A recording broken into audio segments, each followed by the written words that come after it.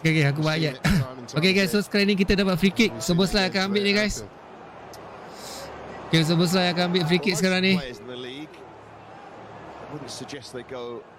Okay, come on Szoboszlai. So lebih kurang dalam 40 yard ni, 40 yard. Szoboszlai. Oh, gila weh, Szoboszlai siap. Macam aku ambil free kick dulu siap, macam sekolah. Sebiji macam aku tu.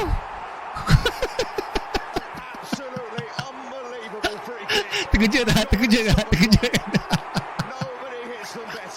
Aduh. Oi, macam aku ambil free kick dulu tu masa sekolah rendah. Sebiji sama macam gol aku dulu. Gol dia tertangguh. Tapi okey lah. Aku belakang buat terkejut kan. Okey tak?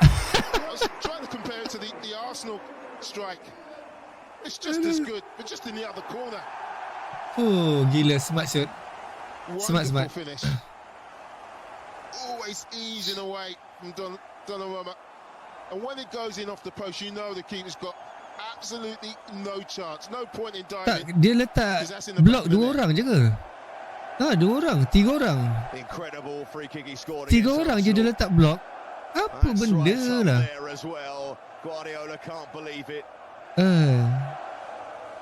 Ya betul, dia minta 300k.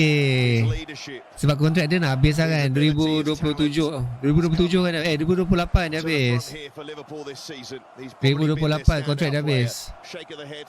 Yeah, YNWA, go.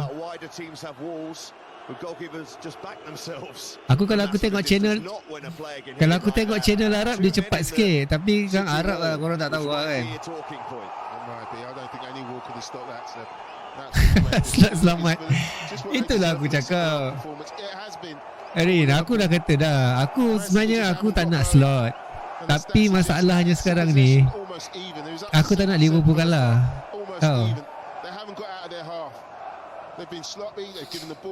Tak tahu, belum habis lagi lah nak cakap siapa yang paling perform.